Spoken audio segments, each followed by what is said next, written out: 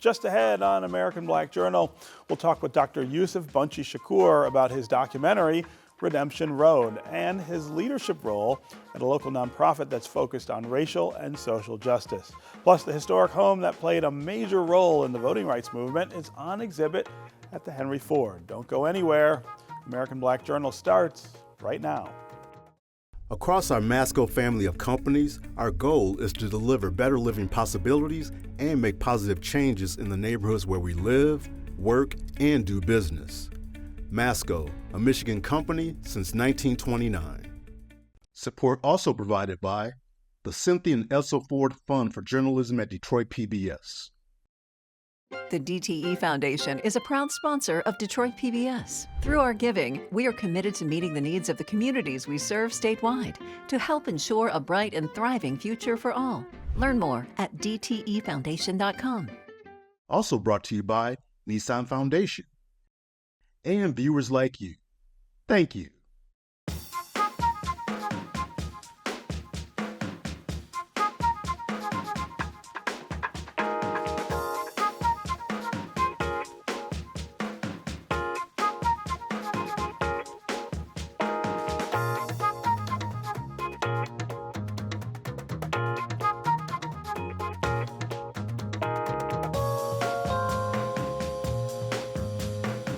Welcome to American Black Journal. I'm your host, Stephen Henderson.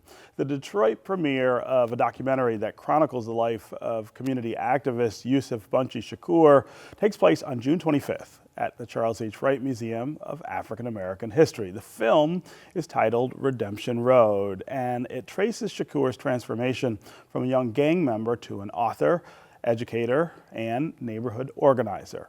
Take a look.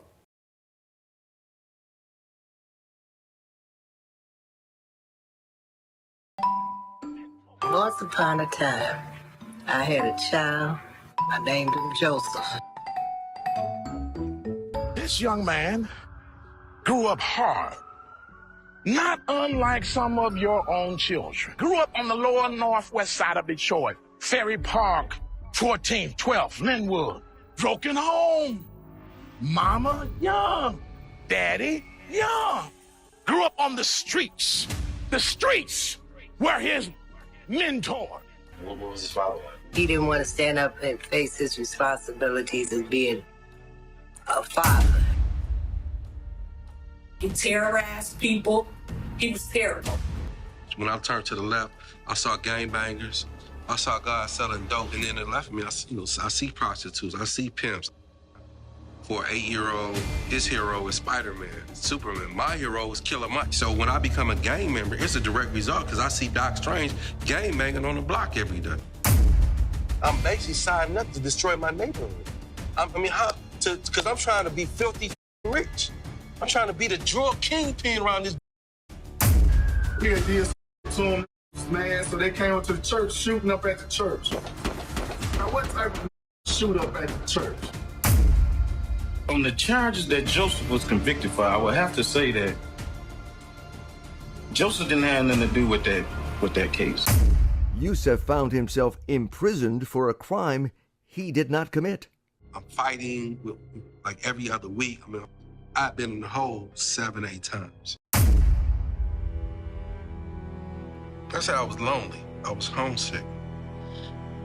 Throughout my life, I'd always been searching to these answers to these questions. So when he writes me back, I feel the love. I feel the warmth. It jumps off. The things that I've been searching for, things that I've been yearning for, I feel in his letters. Redemption Road is a gripping and authentic narrative of conflict, vulnerability, struggle, and atonement. Joining me now is the filmmaker and subject of the documentary, Dr. Yusef Bunchy Shakur, who is also executive director of the Michigan Roundtable for Just Communities. Welcome back to American Black Journal. Thank you for having me, man. Yeah. So I want to start with the title of this documentary. That word, redemption, is a word that gets thrown around a lot. I think a lot of people have kind of preconceived notions about what it means. But let's start with what that means for you, and in the context of this story that you're telling about yourself, Redemption Road. How do you think of that word in that context? Wow, that's a greally question. Actually, I'm in the process of writing a new book. Yeah. In new book, I'm like exploring that, and for me, to get to redemption comes out of vulnerability, and the vulnerability of the things that you identify as being a former gang member, incarceration, and just my life in general. And those things don't define me, but the ability to, because vulnerability has been part of my life, and the overcoming that vulnerability has led me to a reckoning, and that redemption is redeeming myself, but that redemption is coming out of becoming a better person. And becoming a better person is not only healing, but it's transformation, and looking at those who love me, to allow me to love myself, to become the person who I am today. Yeah, I mean,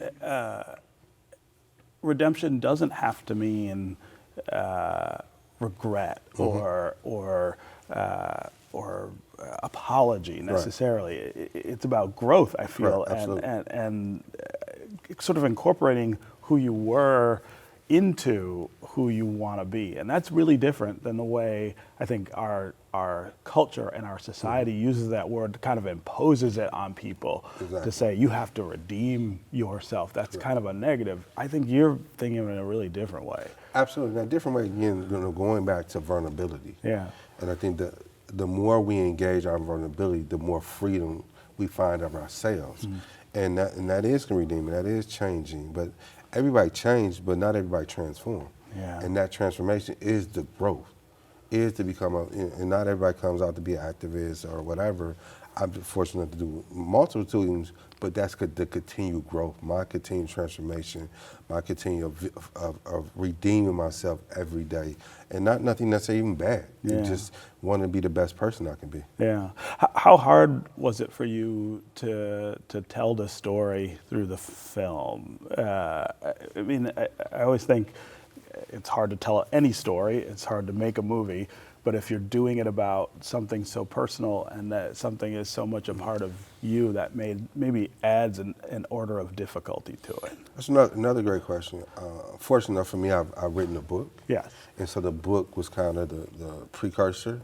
And the way the story unfolds, everybody hears, they see themselves in it. So that had given me the courage. And I think that going back to the word vulnerability again, by me sitting in my vulnerability allows you to see yourself. And so my story may remind you of someone in your own life, or maybe you in general. And that's the power of a story or of a narrative that is not about an individual. Like my story is Detroit. Yeah. It's just a different version of Detroit that we don't necessarily get. Yeah. But my life, my family is centered in that. So when you learn about this story, you learn about my mother, you learn about my father, the neighborhood I grew up in. The neighborhood, yeah. You know, and all those things have shaped me and shaped us to be who we become. Yeah. You've been in Detroit a long time, like me. We're old men now. Yes, correct. The Detroit we grew up in, though, was very different, I think, from the Detroit that my kids are growing up in now, or that I live in now. What kind of things do you think we can draw out of the old Detroit that we experienced that helps people understand kind of where we are now and what we need to do still in our city? I think the luxury of having, your grandparents, I miss walking through the neighborhood and seeing the elders on the porch. Yeah. And they knew you, right? And they wasn't dirty looks. They can give you a look and like, oh shit, don't walk on Miss Mary Grass. Right. Or before I get home, Mr. Johnson call my grandfather, right? That continuity, that connection, that warmth. Or again, if I find myself I need to use a restroom, Miss Johnson, can I use your restroom? Like those small little things that we took for granted. Yeah, and they're gone. They're gone. Yeah. And that was the building blocks of a safe neighborhood, despite whatever was going on, because all we had was each other. Yeah, yeah.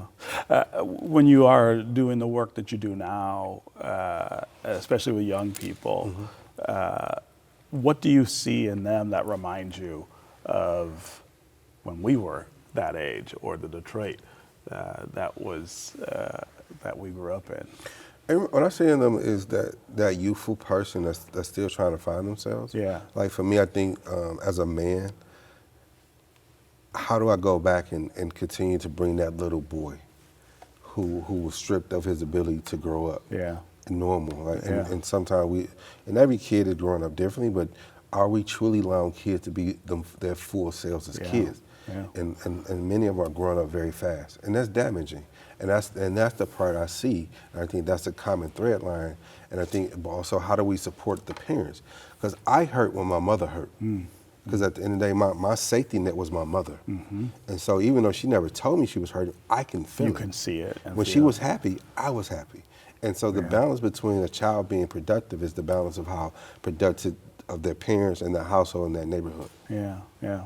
I also want to talk about your work with Michigan Roundtable. You're the first African American to lead that organization. You said it's been about a year. Yes.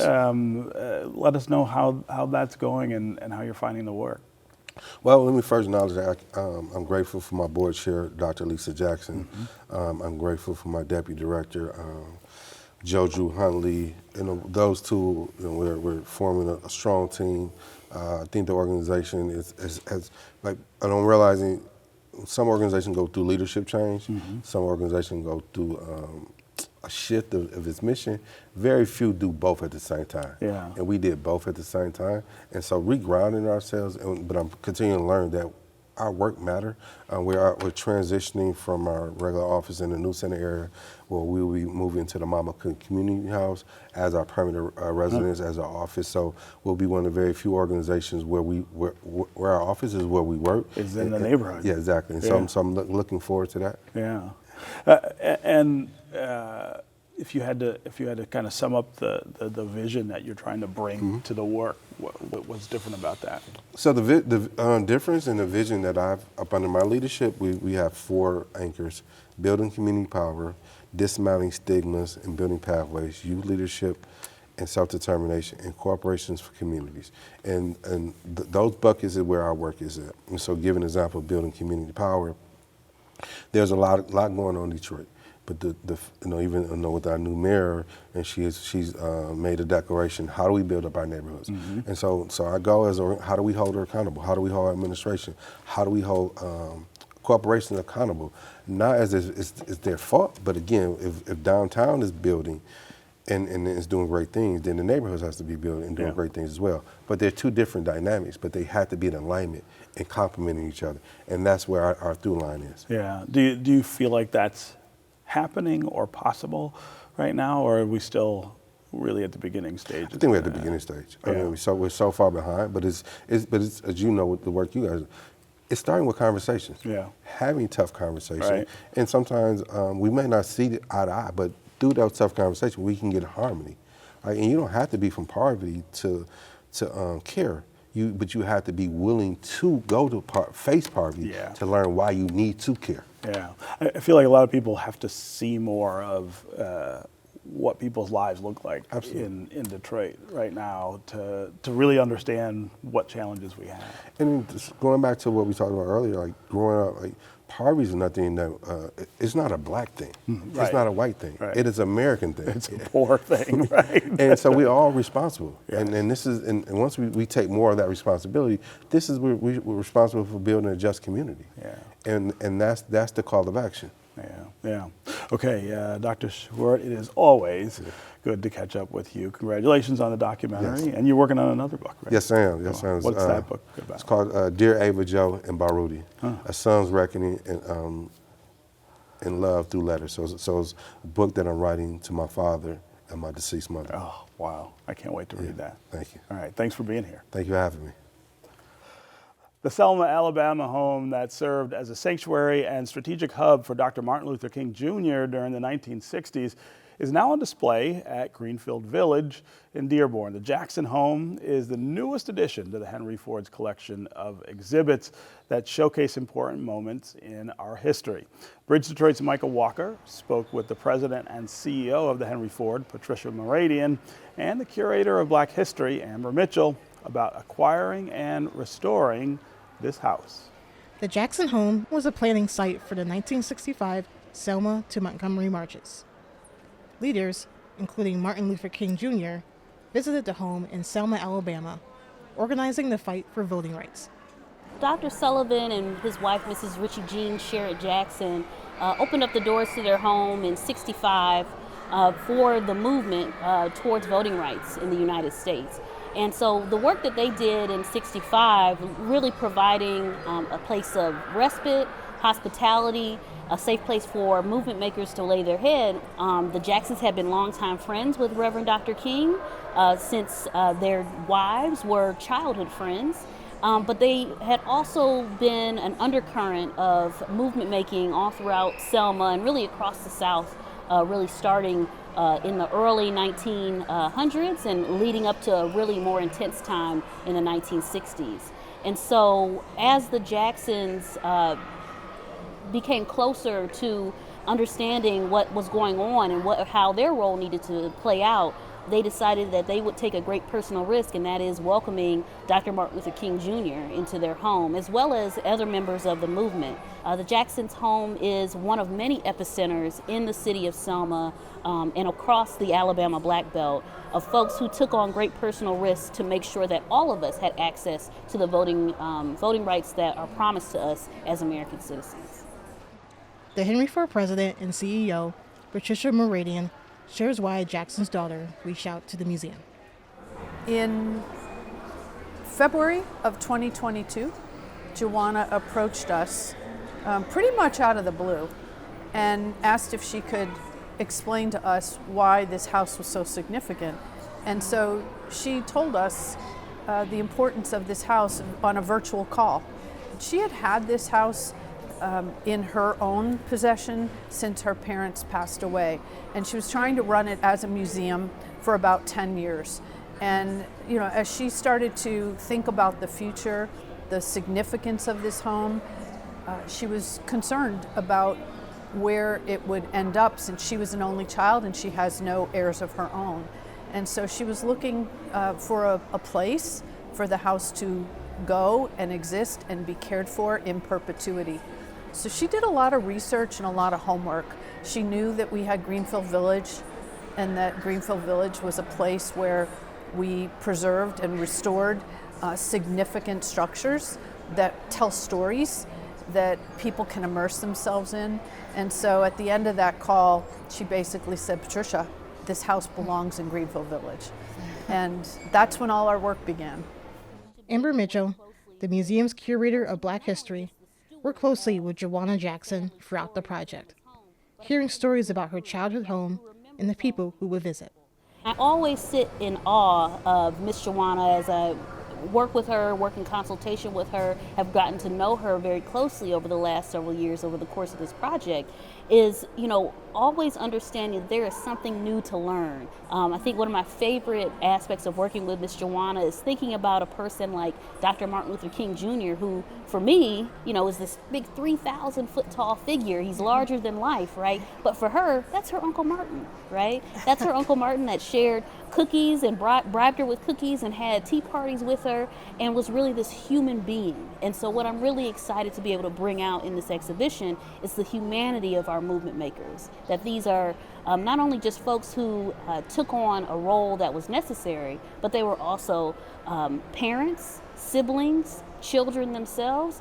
What was the process like of transporting the Jackson home from Selma to Dearborn? The process of restoring this home, the process of deciding whether it could be moved, took us about 14 months from that call. We had to see if it was structurally sound, if it could withstand a move. Then we had to figure out how to move it.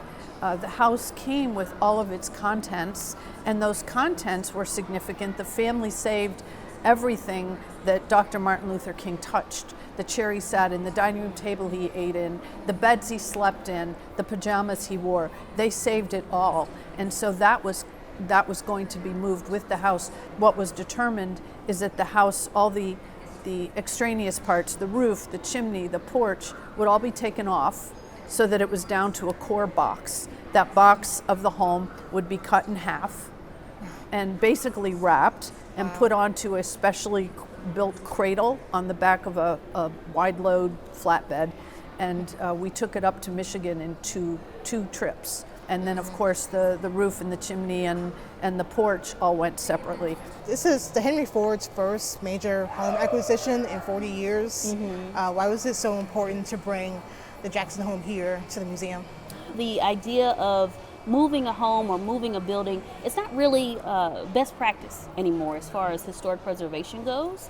However, in our case, in working closely with Joanna Jackson, we realized that we had an opportunity to help preserve an important piece of American history, one that could potentially have been lost to environmental or financial or economic other outcomes. And so for us, it was critically important to not only just bring this home here, but to have it into perpetuity, meaning that forever, as long as the Henry Ford exists, that home will be taken care of and protected.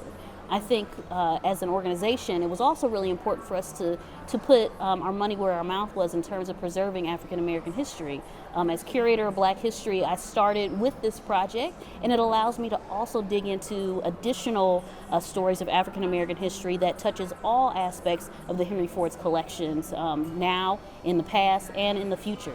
Meridian and Mitchell also shared what the process was like of rebuilding the Jackson home and remodeling it, so that the house looks like the way it used to back in the 1960s.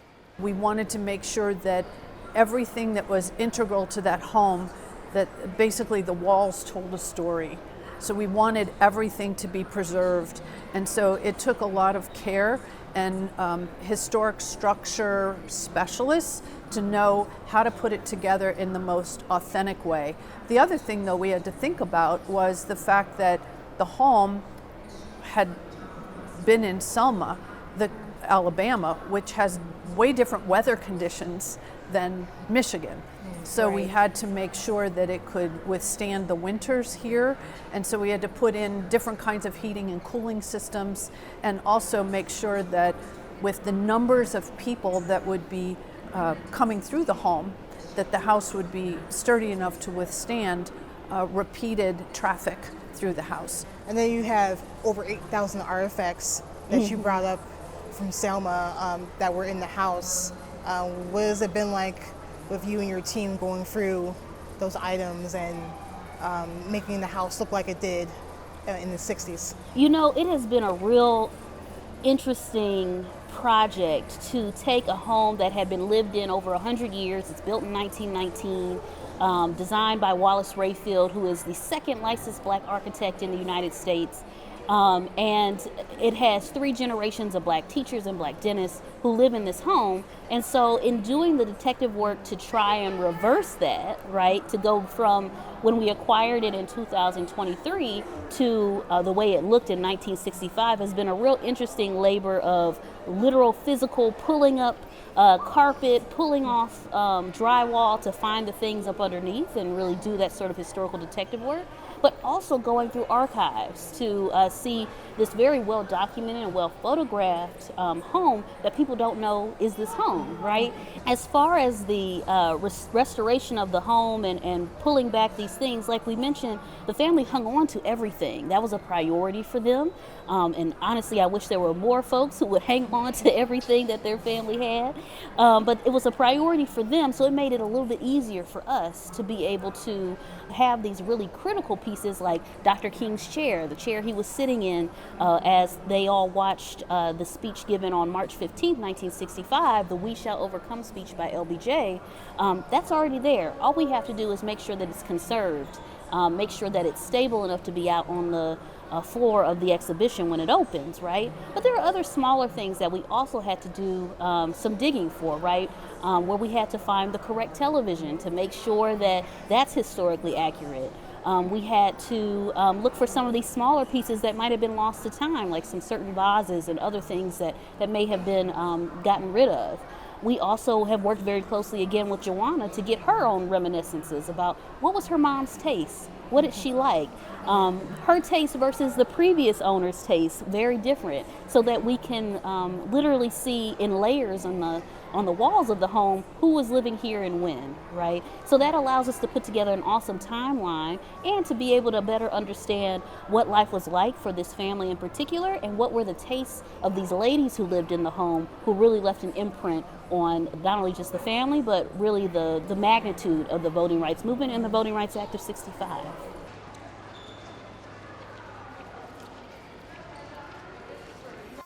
That'll do it for us this week. You can find out more about our guests at AmericanBlackJournal.org, and you can connect with us anytime on social media. Take care, and we'll see you next time.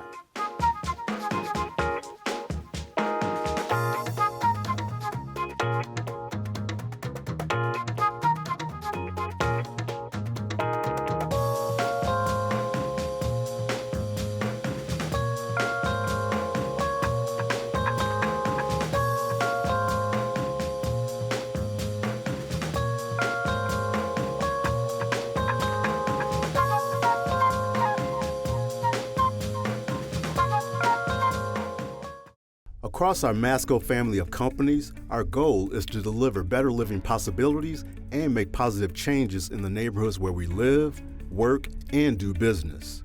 Masco, a Michigan company since 1929. Support also provided by the Cynthia and Elsa Ford Fund for Journalism at Detroit PBS. The DTE Foundation is a proud sponsor of Detroit PBS. Through our giving, we are committed to meeting the needs of the communities we serve statewide to help ensure a bright and thriving future for all. Learn more at dtefoundation.com. Also brought to you by Nissan Foundation and viewers like you. Thank you.